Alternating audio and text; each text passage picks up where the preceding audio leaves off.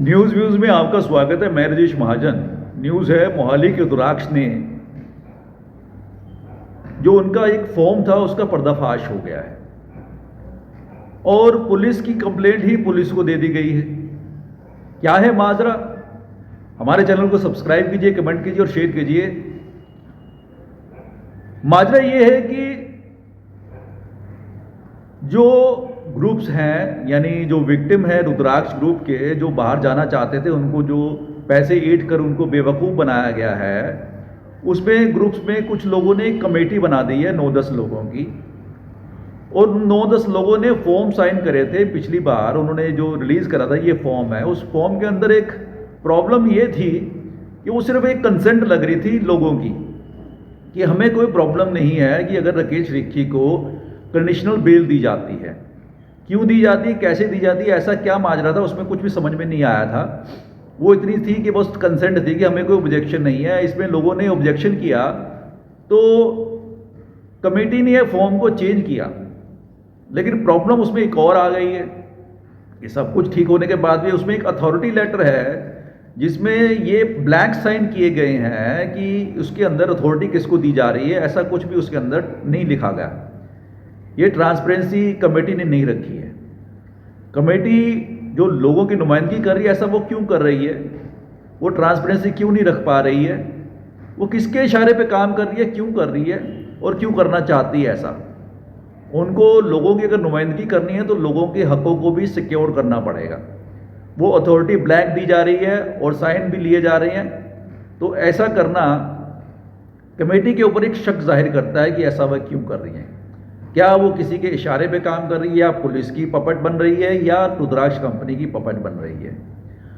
मानते हैं उनकी इंटेंशन अच्छी है कि लोगों को पैसे दिलवाना चाहते हैं, लेकिन वो इंटेंशन सही तरीके से नहीं है, क्योंकि राकेश रिक्की ने हाई कोर्ट में ये रिट दायर करी है कि उनके ऊपर जो लगे केस हैं, जो FIR हैं, जो शिकायतें हैं, वो निराधार हैं।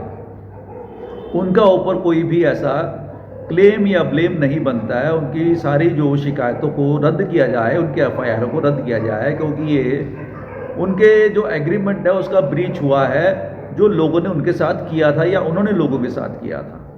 क्योंकि लोग ऐसा उनके साथ में नहीं कर सकते, क्योंकि उनकी जो कंपनी है वो सबको पैसा वापस करती है, ऐसा वो एग्रीमेंट में रखा है, उन्होंने लिखा है, और वो कोर्ट में भी यही कहती है।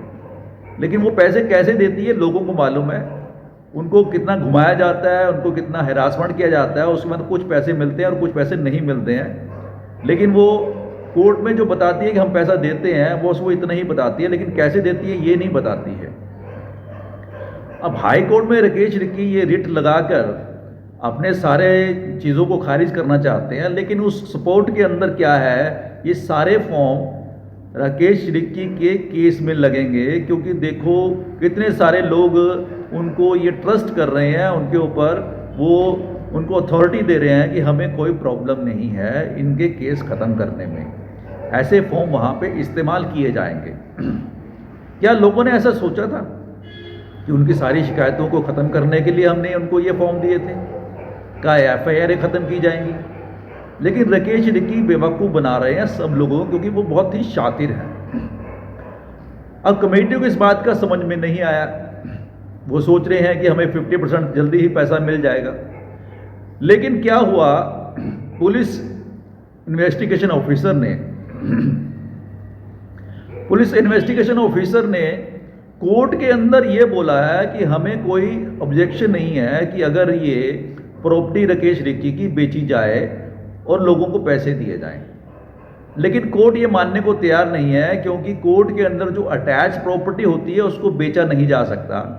वो सारी प्रॉपर्टी सरकार के अंदर आ जाती है, उसका पैसा नीलाम करने के बाद जो भी मिलेगा वो लोगों को दिया जाएगा।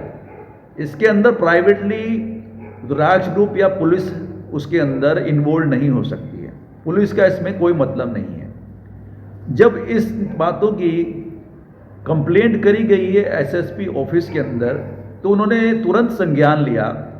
उन्होंने फटकार लगाई IO को और SHO को, फेज़ 1 के मोहाली के लोगों को, कि आप ऐसा कैसे कर सकते हैं, आपको हक ये किसने दिया है? हमारा काम है कल्प्रिट को पकड़ना और जो भी उसके एसेट्स हैं उनको फ्रीज करके कोर्ट के अंदर पेश करना। ये कोर्ट का काम है कि वो कैसे उन चीज़ों को नीलाम करेगी, बेचेगी और लोगों तक पैसा पहुंचाएगी।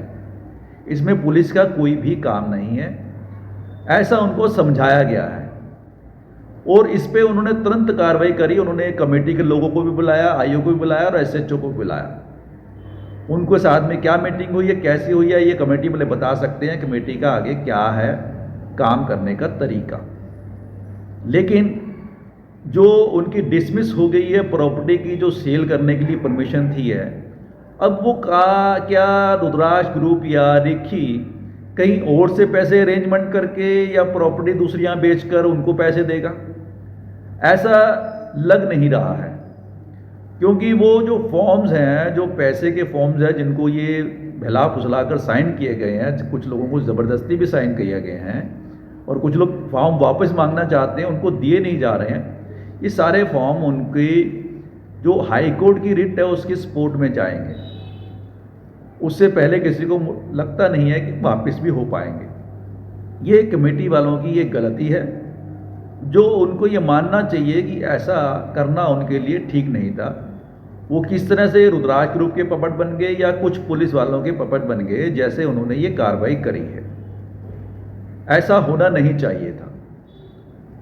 तो देखते रहिए हमारा चैनल, सब्सक्राइब कीजिए, कमेंट कीजिए, शेयर कीजिए। धन्यवाद। जय हिंद।